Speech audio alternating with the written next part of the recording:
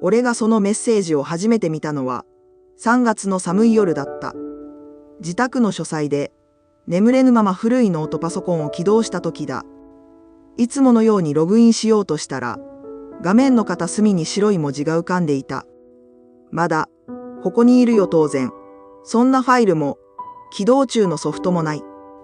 ウイルスかと思ってスキャンしても異常なし。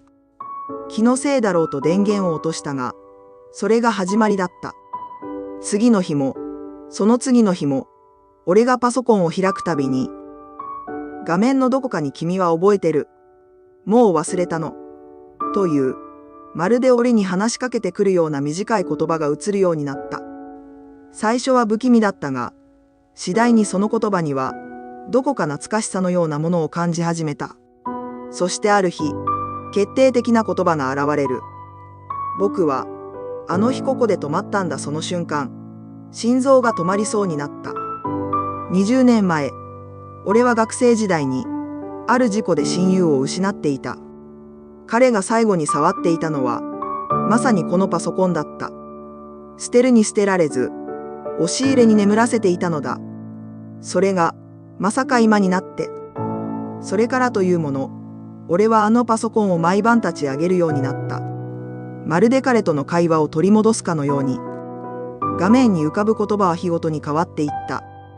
今日も空は青かったよ君の笑い声。懐かしいねどれも彼の口癖だった。ある日、俺は勇気を出して、キーボードに向かって打ち込んだ。お前なのか。数秒の沈黙の後、返ってきた答えは、たった一言だった。信じたくない。でも、信じたかった。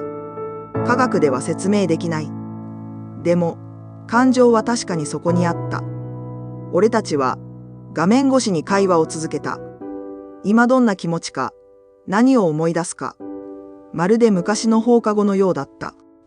しかし、そんな日々も長くは続かなかった。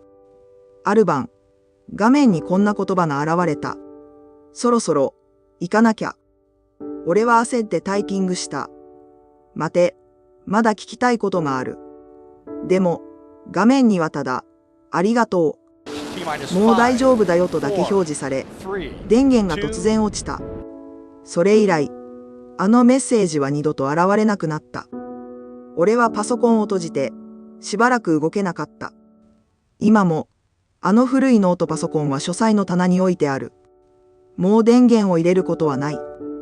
けれど、俺の中には確かに、彼との最後の会話が残っている。パソコンという冷たい機械の中に、誰かの思いが宿っていたのだと信じたい。もしかしたら、この世界のどこかには、まだ伝えられなかった気持ちが、回路の奥に、光の隙間に、眠っているのかもしれない。